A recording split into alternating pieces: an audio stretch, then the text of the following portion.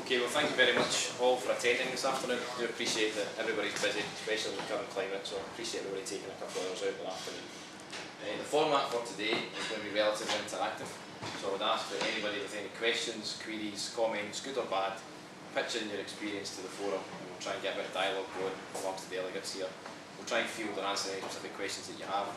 There'll also be the opportunity afterwards for anybody that wants to hang around. We're going to go to the bar, enjoy a couple of drinks, soft drinks or alcoholic, and we can take on board any discussions or opinions thereafter. This afternoon, I say Liam's going to step up and do the clever bit, because he's the clever one in the office, and he's going to present more or less a roadmap through BREEAM and showcase how, on a job that H&K worked on, we delivered BREEAM Outstanding. The job itself was a prison, £100 million prison scheme, house block. There was a number of buildings on the site. They were all excellent, with the exception of one we concentrated and got outstanding. We managed to do that on a relatively tight budget with little additional capital expenditure, and hence BREEAM Outstanding on a shoestring.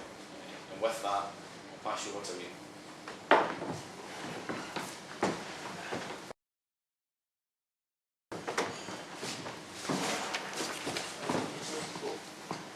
Just a quick rundown of what we're going to go through. The sort of quick introduction. I think Alan's probably covered most of the points in terms of it being a prison and what sort of the build-up of what we were doing. And then a run through. I don't know how many people are familiar with the BREEAM manual, but there's various sections, and it's just a quick run through on the various sections and the key points that we've seen and we picked up on. I was sort of discussing with a few people before. Within BREEAM, there's a lot of loopholes that if you're aware of, you can pick up key points rather than at the end going, worrying I was supposed to get excellent for planning, let's throw a load of money at it. If you do it early doors, you can catch a lot of them. And then once the presentation's over, we're going to run through a feasibility study, which is basically the way that Hulley Kirkwoods we select the renewable technologies, not as us independently, we do it interactive discussion with everyone.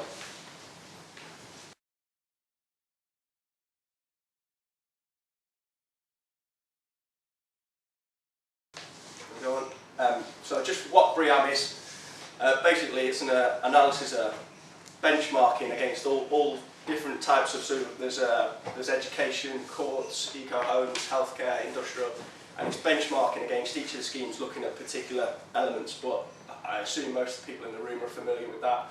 One thing to be aware of is between the schemes, so between the healthcare and the prisons for instance, the credits often vary, so don't always assume because you got it on one that you can do exactly the same thing again and take it. But there are some that carry across, so it's being aware of the manual. And the last point on that one is the manuals constantly change, so really make sure when you're working on a job, you're conscious of that number there, which is the issue number, because BREEAM have got the tendency to bring out the next issue and completely change the benchmark. So you're going, oh, I needed this amount of daylight, to do all your design, your whole design, and then it's a different manual that you're working to.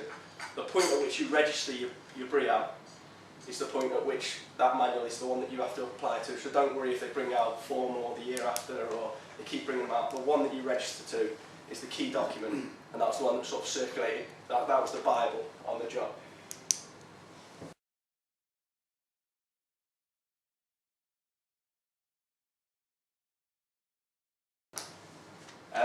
Just a quick breakdown on how the BREEAM scoring goes.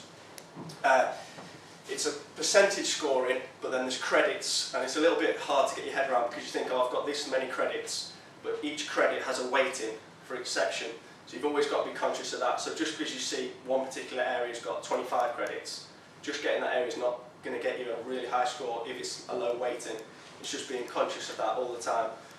This is the score, the ratings. So to get the outstanding, what we've got for the house block, it's got to be above 85%. And then working back the excellence 70, which is quite common on a new build, you sort of planning or something like that will force you down the lines of getting excellent.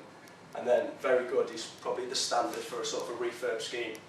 Other one to point out, which you need to sort of really be conscious of, are the mandatory credits. And this is one that misses a lot of projects out that I've sort of spoken to people about and worked on, is if you see that in numbers at the end here, so if you're going on the outstanding, you've got to get 10 there for the energy credit. If you don't get that 10, irrelevant, you could score 99% of all the other credits. If you don't hit that 10, you don't get the BREEAM Outstanding. They're the mandatory ones. So if you miss, so for instance the commissioning one, if you decide not to do seasonal because it's going to save you £2,500 or something along them lines, means you're as good as saying we're not going to get BREEAM Outstanding on this project. So it's always worth them credits going, let's get them early doors, decide which ones we're going to do, and then it sort of nails yourself to the mast. If you've got all them, if we do reach the outstanding by moving a few boxes, or we can do it, you can get there. But if you decide not to go for them, you're limiting what you can do.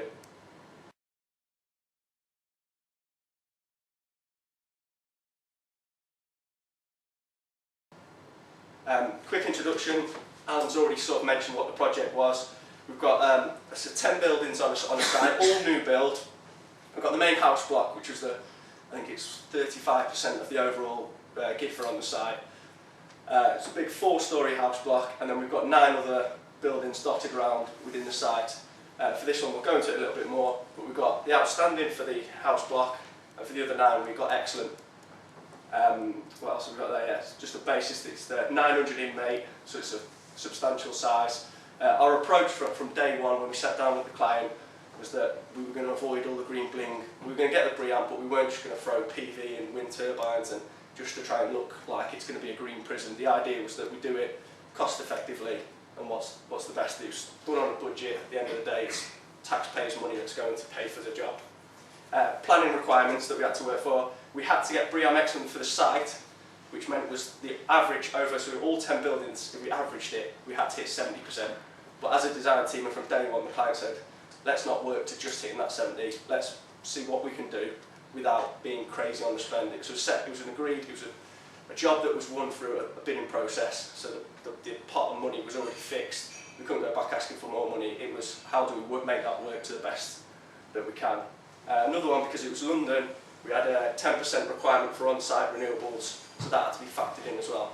And the fact that we had that led us down a route for the selection of the renewables.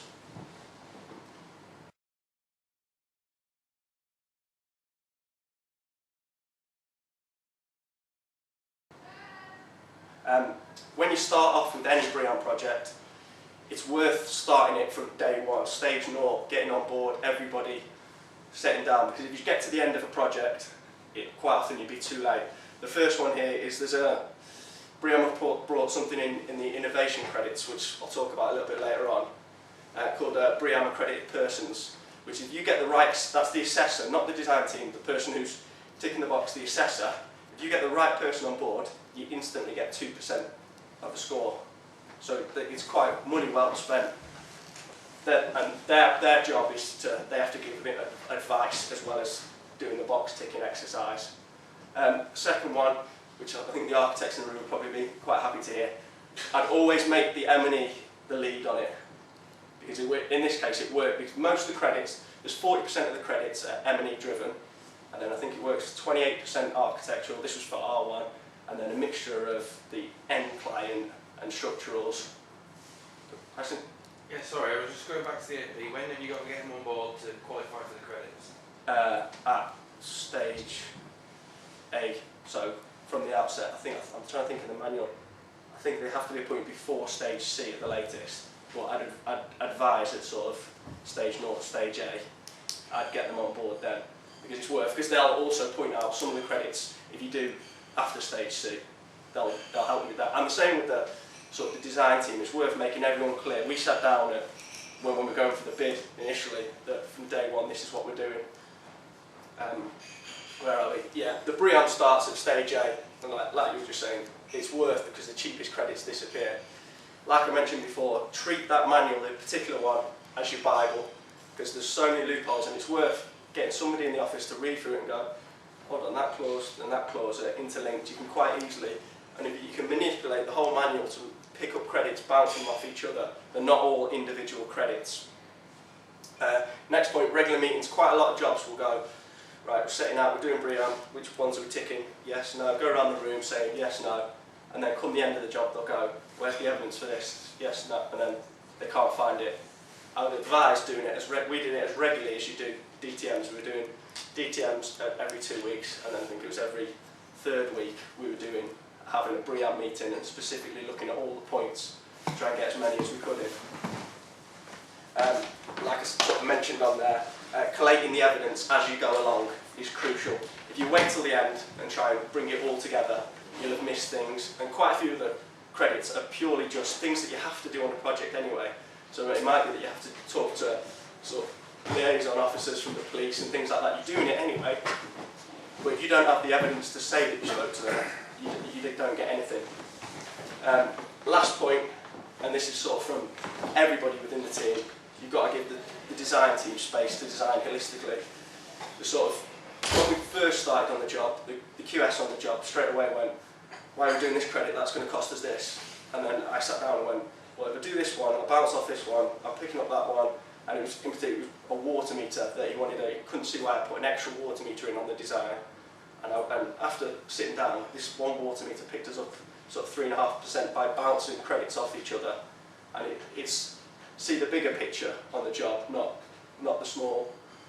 It's an important point. I think if you start off with almost over expectations of what you're going to deliver, you can always pare that back as you go through. So in case of starting off with very much targeting excellence, making sure that that's the focus, or outstanding if that's the requirement. And if things evolve, you can pare things back. And going back retrospectively to try and upgrade becomes very difficult.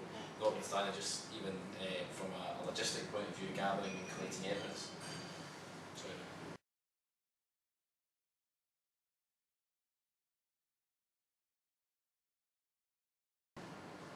Yeah, going into sort of each of the individual sections now. The first section is the management section, and this is the one section that everybody sort of contributes to. So it's the M&E, architectural, structural, the end client in particular as well. The first one is the commissioning. We sort of mentioned it before, but the seasonal commissioning, if you're going to do it, the end client must buy into that, because there's a lot of things. If you need to go back into a shopping centre 9 months later to do something, is the end client happy you're going to have to be able to go back in and do that? So it's definitely worth getting as close to, sometimes it's not practical to have the end client until later on, but it's worth getting somebody involved who can say, yes, that's not a problem, no, that is a problem, because then you can get an idea. Second one is to do with the consider, so it's considerate constructors. Most projects will be doing considerate constructors, but aim the bar as high as you can. There's I think a scoring system in each of them. In BREEAM, if you get 36 overall on the thing, it's seen as the top score, which is 8 in each of the 4 categories out of 10. And it's worth getting somebody to spend the time going around liaising with the local community. It might be going around giving the tea to the whole of the neighbourhood. Someone just going and having a chat means that they give you a better score on it. And that's just little things like that. It doesn't cost, it's half a day's work for someone to walk around and make sure that everybody's happy with the work that you're doing on the job. And that will buy you a BREEAM point, which is a lot cheaper than spending 20 grand on putting PV on the roof. Sort of touched on it before, the consultations that you do, so sort of police with secured by design, people like that, make sure you do them as early as possible and make sure that you minute the meetings. Luckily on this one, we didn't minute it and we missed the boat, but the actual secure by design guy took his own minutes and we managed to work back. But it's something that if you point it out from day one, that every meeting like that you do, you need to make sure that it's minuted and everyone's clear that evidence is the key for the BREEAM.